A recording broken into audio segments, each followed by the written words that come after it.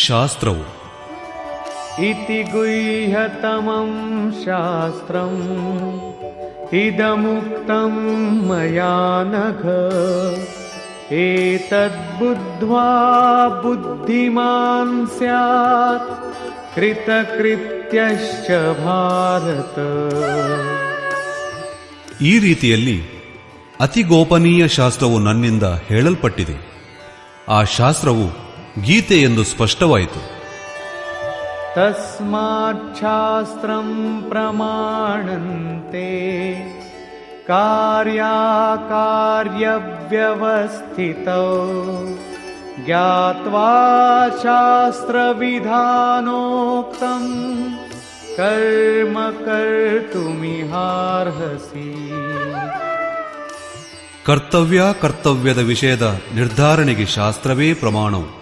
ಆದ್ದರಿಂದ ಗೀತೆಯಲ್ಲಿ ಹೇಳಿದ ರೀತಿಯಿಂದ ಆಚರಣೆಯನ್ನಿಟ್ಟುಕೊಳ್ಳಬೇಕು. ಧರ್ಮ ಸರ್ವಧರ್ಮಾನ್ ಪರಿತ್ಯಜ್ಯ ಮಾಮೇಕಂ ಶರಣಂ ವ್ರಜ ಅಹಂ ತ್ವಾ ಸರ್ವಪಾಪೇಭ್ಯೋ ಮೋಕ್ಷಯಿಷ್ಯಾಮಿ ಮಾ ಶುಚಃ. ಧರ್ಮದ ಏರುಪೇರನ್ನು ಬಿಟ್ಟು ನನ್ನನ್ನು ಮಾತ್ರ ಶರಣು ಹೊಂದು. ಅಂದರೆ ಒಬ್ಬನೇ ಆದ ಪರಮಾತ್ಮನಿಗೆ ಪೂರ್ಣ ಸಮರ್ಪಣವೇ ಧರ್ಮದ ಮೂಲ. ಆ ಪ್ರಭುವನ್ನು ಪಡೆಯುವುದಕ್ಕೆ ನಿಯತ ವಿಧಿಯ ಆಚರಣವೇ ಧರ್ಮಾಚರಣವು. ಯಾರು ಹೀಗೆ ಮಾಡುತ್ತಾನೋ ಅವನು ತುಂಬಾ ಪಾಪಿಯಾಗಿದ್ದರೂ ಕೂಡ ಬೇಗನೆ ಧರ್ಮಾತ್ಮನಾಗುತ್ತಾನೆ. ಧರ್ಮವನ್ನು ಎಲ್ಲಿಂದ ಪಡೆಯಬೇಕು? ಬ್ರಹ್ಮಣೋ ಹಿ ಪ್ರತಿಷ್ಠಾಹಂ ಅಮೃತಸ್ಯಾವ್ಯಯಸ್ಯ ಚ ಶಾಶ್ವತಸ್ಯ ಚ ಧರ್ಮಸ್ಯ ಸುಖಸ್ಯೈಕಾಂತಿಕಸ್ಯ ಚ. ಆ ಅವಿನಾಶಿಯಾದ ಬ್ರಹ್ಮಕ್ಕೂ ಅಮೃತಕ್ಕೂ ಶಾಶ್ವತವಾದ ಧರ್ಮಕ್ಕೂ ಮತ್ತು ಅಖಂಡವಾದ ಏಕರಸವಾದ ಆನಂದಕ್ಕೂ ನಾನೇ ಆಶ್ರಯವು. ಅಂದರೆ ಪರಮಾತ್ಮನಲ್ಲಿ ನೆಲೆ ನಿಂತ ಸದ್ಗುರುವೇ ಈ ಎಲ್ಲದಕ್ಕೂ ಆಶ್ರಯವು. ವಿಶೇಷ ಸೂಚನೆ: ಗೀತೆಯ ಮೇಲೆ ವಿವರಣೆಯನ್ನು ಬರೆಯುವ ಯಾವ ಅವಶ್ಯಕತೆಯೂ ಈಗ ಕಂಡುಬರುತ್ತಿಲ್ಲ. ಏಕೆಂದರೆ ಇದರ ಮೇಲೆ ನೂರಾರು ವಿವರಣೆಗಳು ಈಗಾಗಲೇ ಬರೆಯಲ್ಪಟ್ಟಿವೆ. ಅವುಗಳಲ್ಲಿ 50ರಷ್ಟು ಕೇವಲ ಸಂಸ್ಕೃತದಲ್ಲಿವೆ. ಗೀತೆಯ ವಿಷಯದ ಮೇಲೆ 50ರಷ್ಟು ಮತಗಳು ಹುಟ್ಟಿದ್ದರೂ ಅವುಗಳ ಆಧಾರವು ಗೀತೆ ಒಂದೇ ಆಗಿದೆ. ಯೋಗೇಶ್ವರ ಶ್ರೀಕೃಷ್ಣನು ಯಾವುದೋ ಒಂದು ಮಾತನ್ನು ಹೇಳಿರಬಹುದು. ಹಾಗಿದ್ದಲ್ಲಿ ಈ ಮತಭೇದಗಳು ಏಕೆ? ವಸ್ತುತಃ ಪ್ರವಚನಕಾರನು ಒಂದೇ ಮಾತನ್ನು ಹೇಳಿದರೂ 10 ಜನ ಶ್ರೋತೃಗಳು ಕುಳಿತಿದ್ದರೆ 10 ಬಗೆಯಾಗಿ ಅಭಿಪ್ರಾಯವನ್ನು ಗ್ರಹಿಸುತ್ತಾರೆ. ವ್ಯಕ್ತಿ ಬುದ್ಧಿಯ ಮೇಲೆ ರಾಜಸ, ತಾಮಸ ಅಥವಾ ಸಾತ್ವಿಕ ಗುಣಗಳ ಪ್ರಭಾವ ಎಷ್ಟಿರುವುದೋ ಅದೇ ಸ್ವರದಲ್ಲಿ ಆ ವ್ಯಕ್ತಿಯು ವಚನಬದ್ಧ ಮಾತನ್ನು ಗ್ರಹಿಸಲು ಸಮರ್ಥನಾಗುತ್ತಾನೆ. ಆದ್ದರಿಂದ ಮತಭೇದವು ಸ್ವಾಭಾವಿಕವೇ ಆಗಿದೆ. ವಿಭಿನ್ನ ಮತಭೇದಗಳಿಂದ ಹಾಗೂ ಕೆಲವೊಮ್ಮೆ ಒಂದೇ ಸಿದ್ಧಾಂತವನ್ನು ಬೇರೆ ಬೇರೆ ಕಾಲ ಮತ್ತು ಭಾಷೆಗಳಲ್ಲಿ ವ್ಯಕ್ತಗೊಳಿಸುವುದರಿಂದ ಸಾಧಾರಣ ಮನುಷ್ಯನು ಸಂಶಯದಲ್ಲಿ ಬೀಳುತ್ತಾನೆ. ಅನೇಕ ಟೀಕೆಗಳ ನಡುವೆ ಅದರ ಸತ್ಯಧಾರೆಯೂ ಪ್ರವಹಿಸಿದ್ದರೂ ಶುದ್ಧ ಅರ್ಥವನ್ನು ಹೊಂದಿದ ಒಂದು ಪುಸ್ತಕವು ಸಾವಿರಾರು ಟೀಕೆಗಳ ನಡುವೆ ಇರಿಸಲ್ಪಟ್ಟರೆ ಆಗ ಅವುಗಳಲ್ಲಿ ಯಥಾರ್ಥವಾಗದುದು ಯಾವುದೆಂದು ಕಂಡುಕೊಳ್ಳುವುದು ಕಠಿಣವಾಗುತ್ತದೆ. ವರ್ತಮಾನ ಕಾಲದಲ್ಲಿ ಗೀತೆಯ ಅನೇಕ ಟೀಕೆಗಳು ರಚಿಸಲ್ಪಟ್ಟಿವೆ. ಎಲ್ಲವೂ ತಮ್ಮ ಸತ್ಯತೆಯನ್ನು ಘೋಷಿಸುತ್ತವೆ. ಆದರೆ ಗೀತೆಯ ಶುದ್ಧವಾದ ಅರ್ಥದಿಂದ ಅವು ದೂರವಾಗಿವೆ. ನಿಸ್ಸಂದೇಹವಾಗಿ ಕೆಲ ಮಹಾಪುರುಷರು ಸತ್ಯದ ಸ್ಪರ್ಶ ಮಾಡಿದ್ದರೂ ಕೆಲವು ಕಾರಣಗಳಿಂದ ಅವರು ಅದನ್ನು ಸಮಾಜದ ಸಮಕ್ಷಮದಲ್ಲಿ ಪ್ರಸ್ತುತಗೊಳಿಸಲು ಸಾಧ್ಯವಾಗಲಿಲ್ಲ. ಶ್ರೀಕೃಷ್ಣನ ಆಶಯವನ್ನು ಹೃದಯಂಗಮವಾಗಿ ಮಾಡಿಕೊಳ್ಳಲಾಗದ ಮೂಲ ಕಾರಣ ಅವನೊಬ್ಬ ಯೋಗಿಯಾಗಿದ್ದುದು. ಶ್ರೀಕೃಷ್ಣನು ಯಾವ ಸ್ತರದಲ್ಲಿ ಮಾತನಾಡುತ್ತಾನೋ ಅದೇ ಸ್ತರದಲ್ಲಿ ನಿಲ್ಲಬಲ್ಲ ಮಹಾಪುರುಷನು ಮಾತ್ರ ಶ್ರೀಕೃಷ್ಣನು ಗೀತೆಯ ಉಪದೇಶವನ್ನು ನೀಡಿದಾಗ ಅವನ ಮನೋಗತ ಭಾವವು ಏನಾಗಿದ್ದಿರಬಹುದೆಂದು ಅಕ್ಷರಶಃ ಹೇಳಲು ಸಮರ್ಥನಾಗುತ್ತಾನೆ. ಮನೋಗತವಾದ ಸಮಸ್ತ ಭಾವನೆಯು ಮಾತಿನಲ್ಲೇ ಹೊರಹೊಮ್ಮುವುದಿಲ್ಲ. ಸ್ವಲ್ಪ ಭಾಗ ಮಾತಿನಲ್ಲಿ ಹೊರಹೊಮ್ಮಿದರೆ ಸ್ವಲ್ಪ ಭಾಗ ಭಂಗಿಗಳಲ್ಲಿ ವ್ಯಕ್ತವಾಗುತ್ತದೆ. ಉಳಿದದ್ದು ಪರ್ಯಾಪ್ತವಾಗಿ ಕ್ರಿಯಾತ್ಮಕವಾಗಿರುತ್ತವೆ.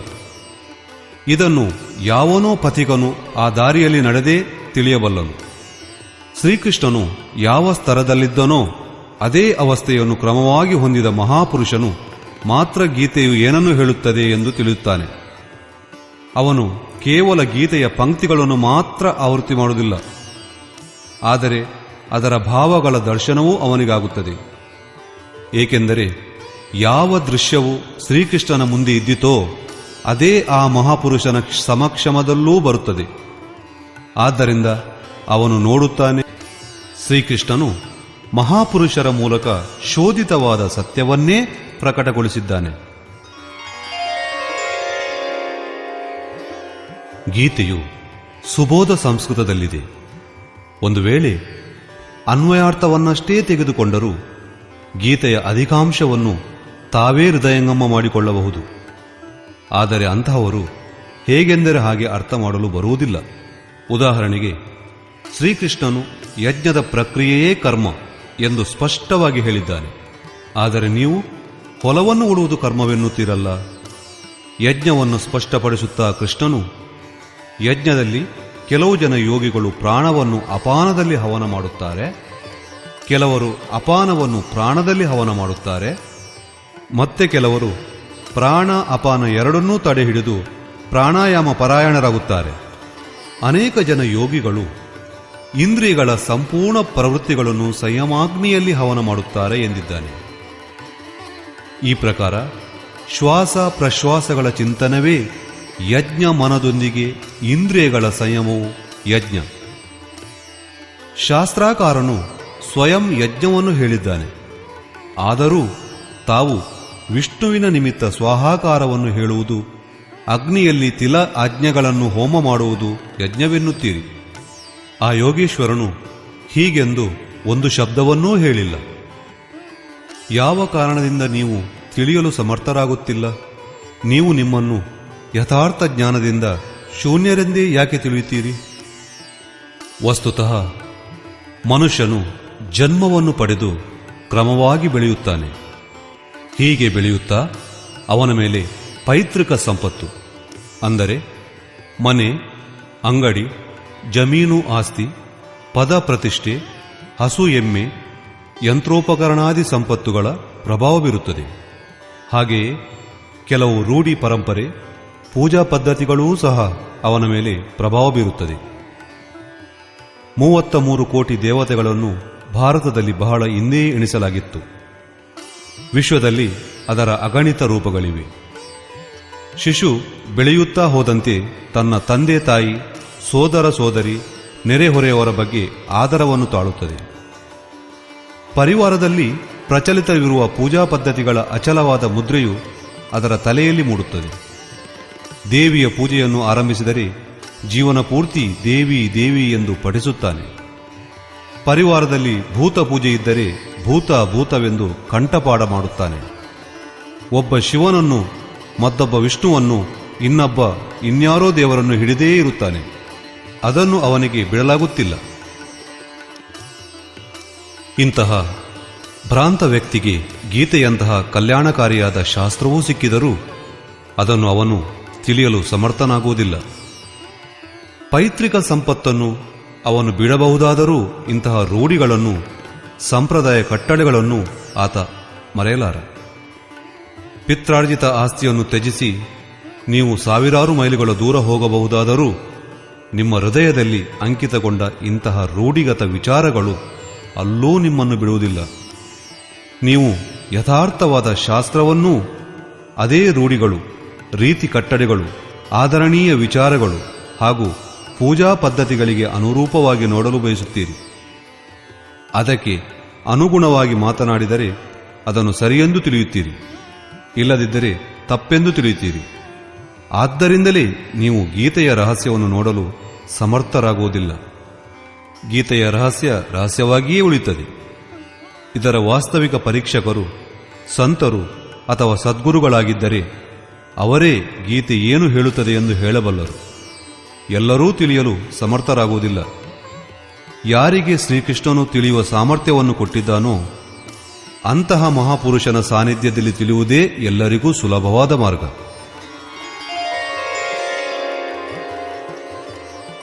ಗೀತೆಯು ಯಾವುದೇ ವಿಶಿಷ್ಟ ವ್ಯಕ್ತಿ, ವರ್ಗ, ಪಂಥ, ದೇಶಕಾಲ ಅಥವಾ ಯಾವುದೇ ರೂಢಿಗ್ರಸ್ತ ಸಂಪ್ರದಾಯದ ಗ್ರಂಥವಾಗಿರದೆ ಸಾರ್ವಲೌಕಿಕ, ಸಾರ್ವಕಾಲಿಕ ಧರ್ಮಗ್ರಂಥವಾಗಿದೆ.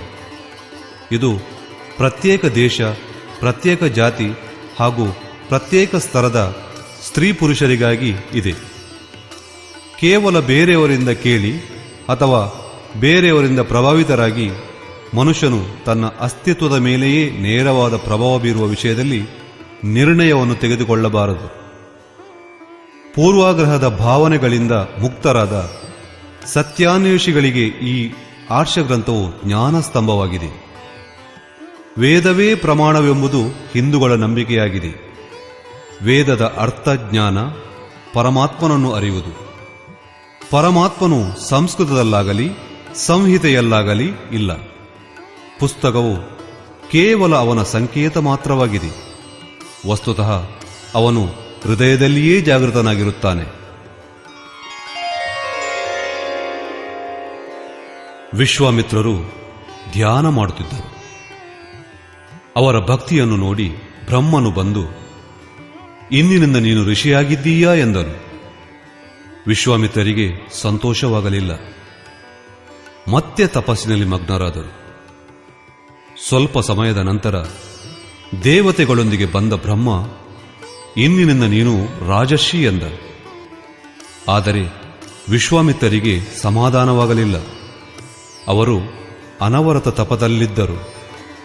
ದೇವತೆಗಳೊಂದಿಗೆ ಬಂದ ಬ್ರಹ್ಮ, ನೀನು ಇಂದಿನಿಂದ ಮಹರ್ಷಿ ಎಂದು ಹೇಳಿದಾಗಲೂ ವಿಶ್ವಾಮಿತ್ರರು, ಇಲ್ಲ, ನನ್ನನ್ನು ನೀವು ಜಿತೇಂದ್ರಿಯನಾದ ಬ್ರಹ್ಮರ್ಷಿ ಎಂದು ಕರೆಯಬೇಕು ಎಂದರು. ಬ್ರಹ್ಮನು ಹೇಳಿದನು, ಇನ್ನೂ ನೀನು ಜಿತೇಂದ್ರಿಯನಲ್ಲ.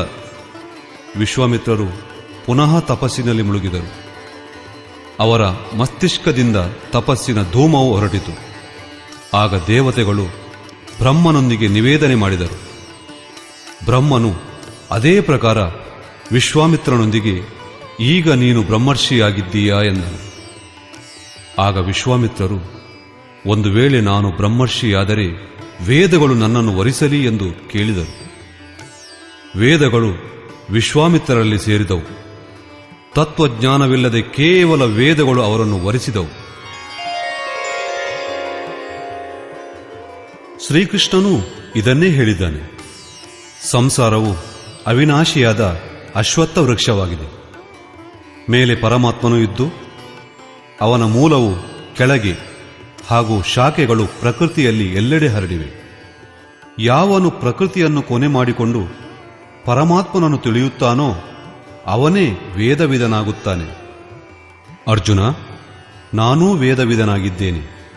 ಆದ್ದರಿಂದ ಪ್ರಕೃತಿಯ ಪ್ರಸಾರ ಹಾಗೂ ಅಂತದೊಂದಿಗೆ ಪರಮಾತ್ಮನ ಅನುಭೂತಿಯ ಹೆಸರು ವೇದ ಎಂಬುದಾಗಿದೆ. ಈ ಅನುಭೂತಿಯು ಈಶ್ವರ ಪ್ರದತ್ತವಾಗಿದೆ. ಆದ್ದರಿಂದ ವೇದವು ಅಪೌರುಷೇಯವೆಂದು ಹೇಳಲ್ಪಟ್ಟಿದೆ. ಮಹಾಪುರುಷರು ಪುರುಷ ಮಾತ್ರರಾಗಿರುವುದಿಲ್ಲ. ಅವರ ಮಾಧ್ಯಮದಲ್ಲಿ ಪರಮಾತ್ಮನೇ ಮಾತನಾಡುತ್ತಾನೆ.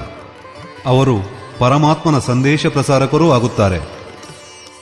ಕೇವಲ ಶಬ್ದಜ್ಞಾನದ ಆಧಾರದಿಂದ ಅವರ ಮಾತಿನಲ್ಲಿ ಅಡಗಿರುವ ಯಥಾರ್ಥ ಪರೀಕ್ಷಿಸಲು ಆಗುವುದಿಲ್ಲ.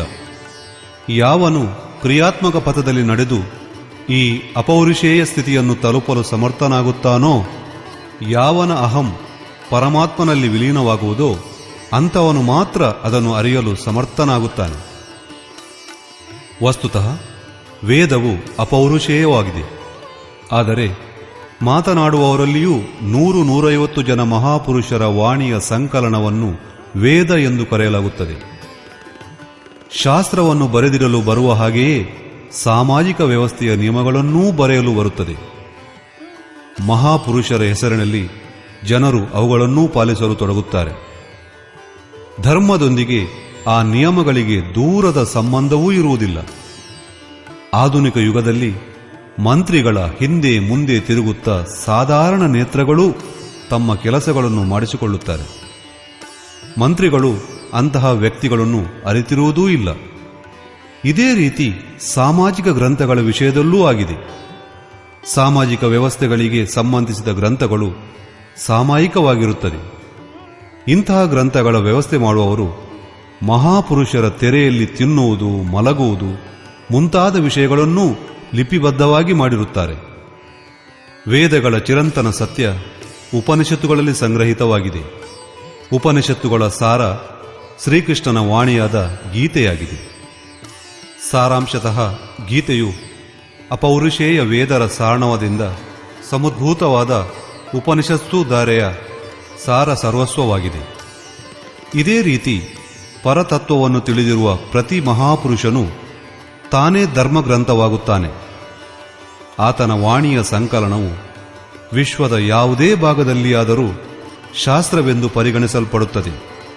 ಆದರೆ ಕೆಲವು ಧರ್ಮದ ಹೆಸರಿನಲ್ಲಿ ಪ್ರಚಲಿತವಿರುವ ವಿಶ್ವದ ಸಮಸ್ತ ಧರ್ಮಗ್ರಂಥಗಳಲ್ಲಿ ಗೀತೆಯ ಸ್ಥಾನ ಅದ್ವಿತೀಯವಾಗಿದೆ. ಇದು ಕೇವಲ ಧರ್ಮಶಾಸ್ತ್ರವಾಗಿರದೆ ಇತರ ಧರ್ಮಗ್ರಂಥಗಳಲ್ಲಿ ಅಡಗಿರುವ ಸತ್ಯದ ಮಾನದಂಡವೂ ಆಗಿದೆ. ಗೀತೆಯು ಪ್ರತ್ಯೇಕ ಧರ್ಮಗ್ರಂಥಗಳ ಅನುಸ್ಯೂತವಾದ ಸತ್ಯವನ್ನು ತೆರೆದಿಡುವ ವಿರೋಧಿ ಕಥನಗಳಿಗೆ ಸಮಾಧಾನ ಹೇಳುವ ಒರೆಗಲ್ಲಾಗಿದೆ. ಧರ್ಮಗ್ರಂಥಗಳಲ್ಲಿ ಸಂಸಾರದಲ್ಲಿ ಬಾಳಿ ಬದುಕುವ ಕಲೆ ಹಾಗೂ ಕರ್ಮಕಾಂಡಗಳ ಬಾಹುಳ್ಯವಿದೆ. ಜೀವನವನ್ನು ಸುಖಮಯವನ್ನಾಗಿ ಆಕರ್ಷಿತವನ್ನಾಗಿ ಮಾಡುವ ಮಾಡದಿರುವ ರೋಚಕ ಹಾಗೂ ಭಯಾನಕವಾದ ವಿಷಯ ವರ್ಣನೆಗಳು ಅವುಗಳಲ್ಲಿ ತುಂಬಿವೆ. ಕರ್ಮಕಾಂಡಗಳ ಈ ಪರಂಪರೆಯನ್ನು ಜನರು ತಿಳಿಯುತ್ತಾರೆ. ಜೀವನ ನಿರ್ವಾಹಕ್ಕಾಗಿ ನಿರ್ಮಿತವಾದ ಪೂಜಾ ಪದ್ಧತಿಗಳಲ್ಲಿ ದೇಶ, ಕಾಲ ಹಾಗೂ ಪರಿಸ್ಥಿತಿಗಳಿಗೆ ಅನುಗುಣವಾದ ಪರಿವರ್ತನೆಯೂ ಸಹಜವೇ ಆಗಿದೆ. ಧರ್ಮದ ಹೆಸರಿನಲ್ಲಿ ಸಮಾಜದಲ್ಲಿ ಏಳಬಹುದಾದ ಕಲಹಗಳಿಗೆ ಇದೇ ಕಾರಣವೂ ಆಗಿದೆ. ಗೀತೆಯು ಈ ಕ್ಷಣಿಕ ವ್ಯವಸ್ಥೆಗಳಿಗಿಂತ ಮೇಲೇರಿ ಆತ್ಮತತ್ವದಲ್ಲಿ ಪ್ರತಿಷ್ಠಾಪಿಸುವ ಕ್ರಿಯಾತ್ಮಕ ವಿಚಾರಗಳನ್ನು ಮನನ ಮಾಡಿಸುತ್ತದೆ. ಅದರ ಒಂದೇ ಒಂದು ಶ್ಲೋಕವು ಭೌತಿಕ ಜೀವನಯಾಪನೆಗಾಗಿ ಇಲ್ಲ. ಇದರ ಪ್ರತಿಯೊಂದೂ ಶ್ಲೋಕವು ನಿಮ್ಮಿಂದ ಆಂತರಿಕ ಯುದ್ಧ ಆರಾಧನೆಯನ್ನು ಬೇಡುತ್ತದೆ. ಹಿಂದೆ ಹೇಳಿದ ಧರ್ಮಗ್ರಂಥಗಳಂತೆ ಇದು ನಿಮ್ಮನ್ನು ಸ್ವರ್ಗ ಅಥವಾ ನರಕದಲ್ಲಿ ದ್ವಂದ್ವದಲ್ಲಿ ಬೀಳಿಸಿ ಕೈಬಿಡುವುದಿಲ್ಲ. ಬದಲಾಗಿ ಆ ಅಮರತ್ವದ ಪ್ರಾಪ್ತಿಯನ್ನು ಮೂಡಿಸುತ್ತದೆ. ಅದರ ಹಿಂದೆ ಜನ್ಮ ಹಾಗೂ ಮೃತ್ಯುವಿನ ಯಾವ ಬಂಧನವೂ ಇರುವುದಿಲ್ಲ.